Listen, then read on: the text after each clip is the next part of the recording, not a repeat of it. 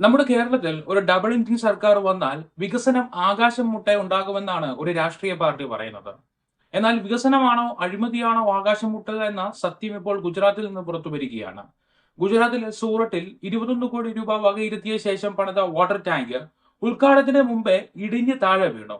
33 ഗ്രാമങ്ങളിലേക്കായി കുടിവെള്ളം നൽകാനായി നിർമ്മിച്ച 15 ലിറ്റർ ഉയരമുള്ള ടാങ്കാണ് ആദ്യമേ വെള്ളം നിറച്ച ഘട്ടത്തിൽ തന്നെ ഇടിഞ്ഞു വീണത്. സംസ്ഥാന സർക്കാരിന്റെ അഭിമാന പദ്ധതിയായി കാണിച്ചിരുന്ന ഈ കുടിവെള്ള പദ്ധതിക്കായി 21 കോടി രൂപയുടെ ഫണ്ടാണ് വകയിരുത്തിയിരുന്നത്.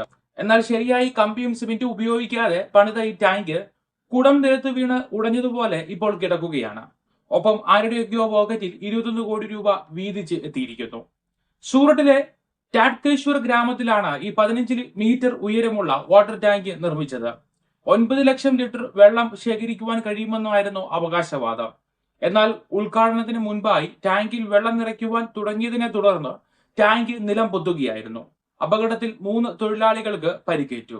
നിലവാരമില്ലാത്ത സാമഗ്രികളാണ് നിർമ്മാണത്തിനായി ഉപയോഗിച്ചതെന്നാണ് പ്രാഥമിക വിലയിരുത്തൽ.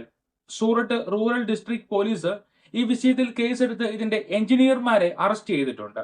BNS 316 5, 318 4, 125A പ്രകാരമുള്ള ക്രിമിനൽ കുറ്റങ്ങളാണ് ചുമത്തിയിരിക്കുന്നത്.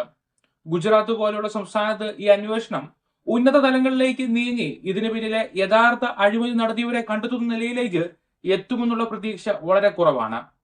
ഏതായാലും ഡബിൾ എഞ്ചിൻ സർക്കാരുകളുടെ അഴിമതിയും കെടുകാര്യസ്ഥതയും ദുർഭരണവും സ്വജനപക്ഷപാതവും ദേശീയ മാധ്യമങ്ങൾ പോളിഷ് ചെയ്ത് വാർത്തകൾ ചെയ്യുമ്പോൾ ആ വാർത്തകളെ വിമർശനാത്മകമായി വിലയിരുത്തേണ്ടത് നമ്മൾ തന്നെയാണ്.